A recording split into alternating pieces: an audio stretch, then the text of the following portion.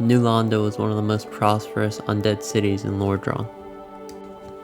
It was bustling with life and was a center of development, creating new sorceries that healed bleeding and reduced poisoning. Gwyn recognized the leaders of New Londo for their great abilities and foresight. For this, he granted them a fragment of his Lord Soul, along with the title of the Four Kings. After Gwyn linked the first flame and perished, the primordial serpent Koth began searching for the one who would become the Dark Lord and usher in an age of dark. Koth arrived in New Londo and seduced the Four Kings to draw on their inner strength, granted by the Dark Soul, derived from their ancestor, the Furtive Pygmy. The Four Kings were wielded by Koth so that he could bring about his era of dark. The New Londo Knights followed suit and were taught the art of life drain, which would forcibly drain the victim of their humanity as well as bestowed with the label of Dark Wraith. The Four Kings were able to open an abyss in the center of the city. They sent their Dark Wraiths out to harvest more humanity so they could employ further powers of the dark. Upon hearing about what had transpired, the lords of Anor Londo branded the Four Kings and their Dark Wraith Knights as terrible enemies to man and every living thing. To address this growing threat, they sent Artorias, one of Gwyn's four noble esteemed knights, to destroy the Abyss and the Four Kings. To traverse the Abyss, however, Artorias was forced to form a covenant with the beasts of the Abyss. While we don't have any definitive information on who the beasts of the Abyss are, it is speculated that they may have been the primordial serpent, maybe Fromth or Koth. Through this covenant, he obtained a ring that allowed traversal through the Abyss, though his sword was cursed. With this, he became known as Artorias the Abysswalker. He ruthlessly hunted Dark Wraiths, yet failed in his mission to eliminate the Four Kings and stomp out the Abyss that festered in New Londo. Having failed in this mission, a decision was made by the Lords. Sorcerers gathered around New Londo and flooded the city, completely obliterating any life that remained in New Londo without even evacuating the civilians. Thus, the Four Kings and the Abyss had been sealed, along with the entire population of New Londo.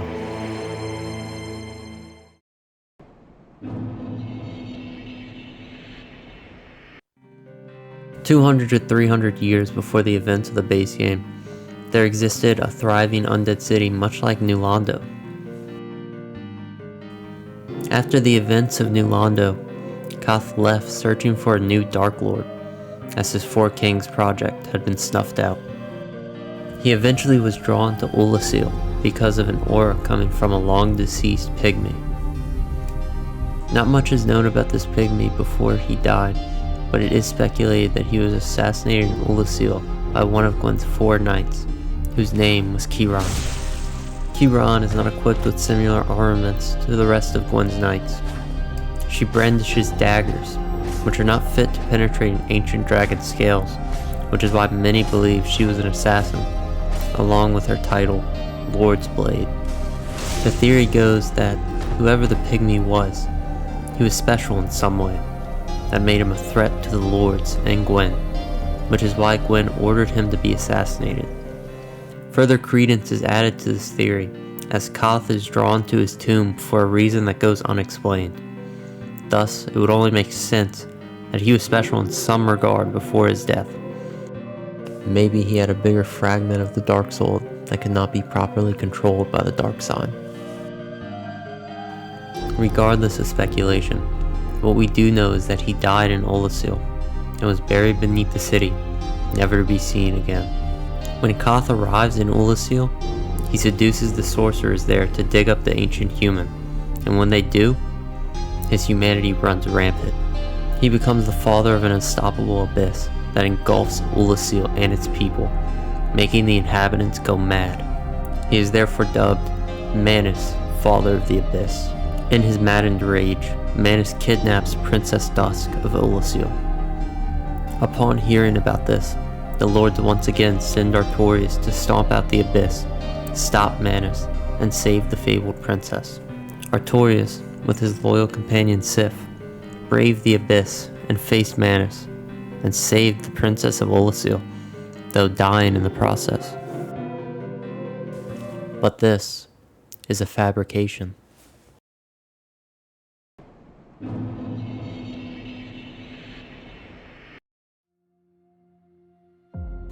One day, the chosen undead stumbles upon a golden crystal golem. After slaying the golem, a woman pops out and she reveals that she is from a time and place long gone, and she has been imprisoned in that crystal golem for some time. She speaks of her home, Oolacile, and announces herself as Princess Dusk. Oolacile was a pygmy city, renowned for light sorceries. The light sorceries in Oolacile have the power to alter one's perspective through physical illusions, can hide one's intentions, and even alter the perspective of time. After she gives her heartfelt thanks, she wishes the chosen undead the best and leaves. In the Duke's archive, we acquire a broken pendant, and upon returning to the location where we saved Princess Dusk, we see a black hole.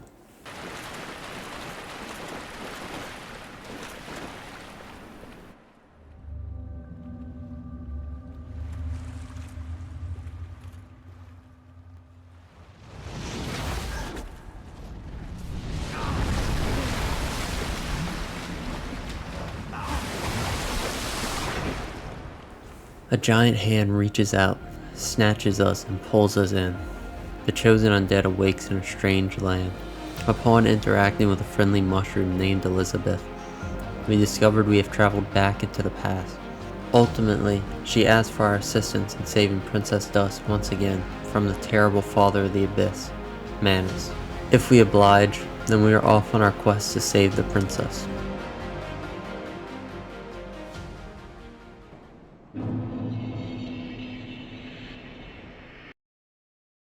Advancing, we realize some similarities to our age. Indeed, we are in the deep root garden of the past. We see the same guardian golems as we do in our time as well. There are also holes splattered everywhere, indicating Manus, who is deep below, is ripping the world apart, maybe in search of something. We come across a man named Marvelous Chester. He adorns a top hat and clothing that is more reminiscent of a Victorian era style than clothing traditionally in the Dark Souls universe. He says, like us, he was snatched by a shadowy limb and dragged off to the past.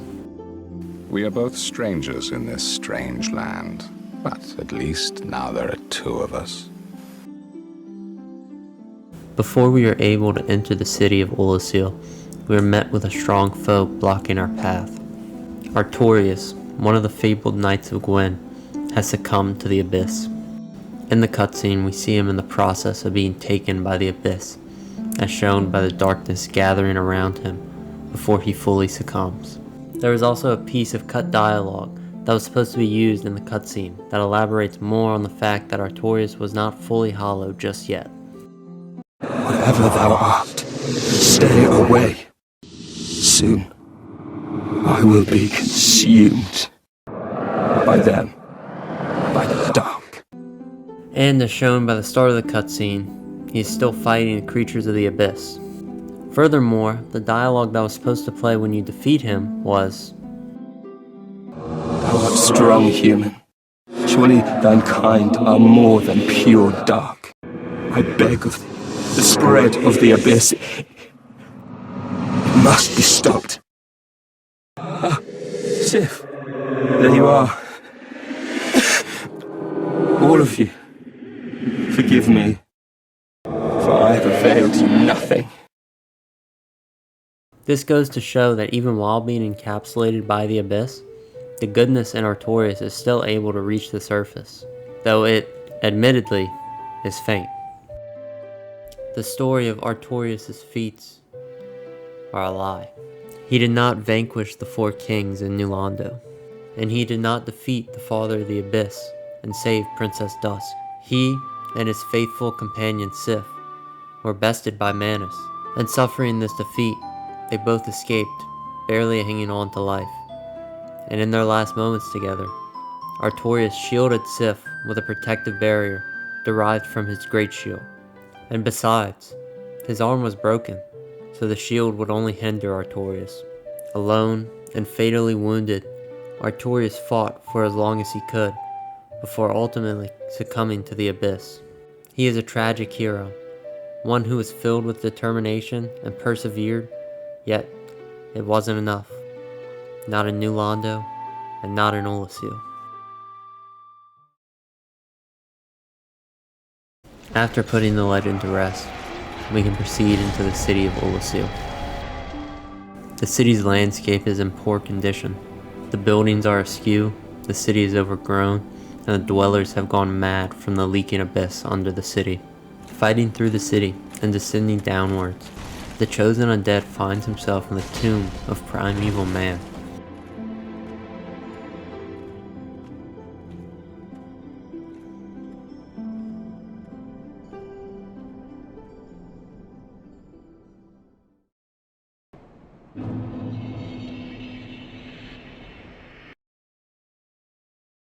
Humanities are scattered about, littering the dark abyss. The tomb is shrouded in darkness, but in the darkness, we can see a shed of light. Alvina, the cat in Darkroot depths in our time, appears and leads us to Sif to save her. In our time, Alvina dissuades us from seeking the covenant of Artorias' ring, potentially to protect Sif. Both of these actions allude to a relationship between the two, though it is not elaborated on. Going further in, we are able to face the terrible monster of the abyss, with the help of Sif.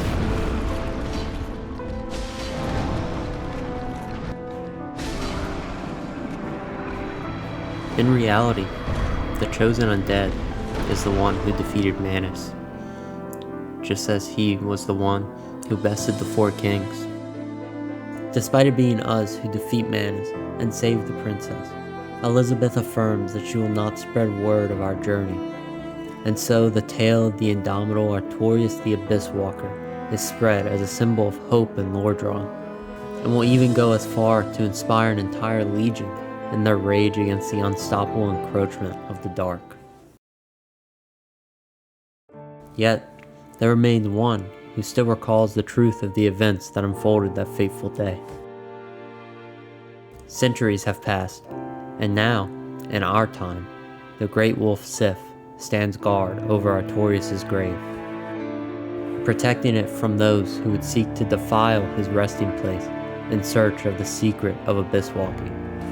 It is here that the chosen undead and Sif cross paths once more, bound by duty to clash in combat, and perhaps, in the end, in death, Sif will finally reunite with her beloved friend, Artorias.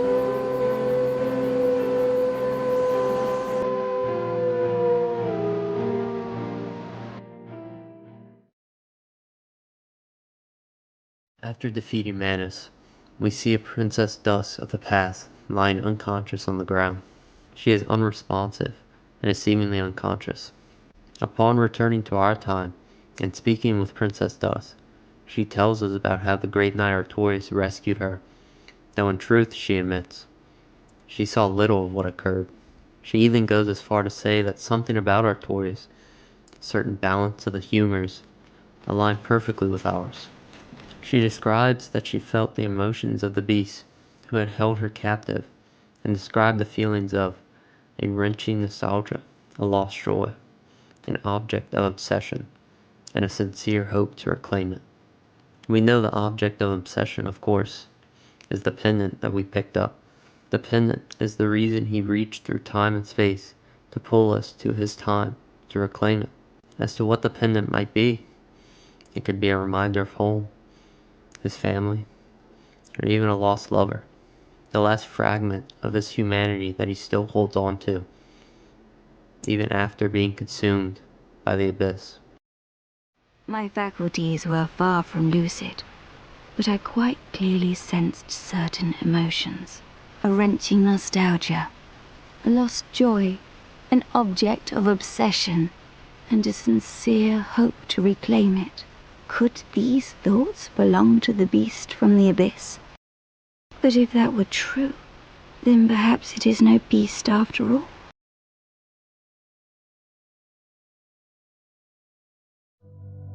Thank you so much for watching this video. Artorias wasn't just a boss fight.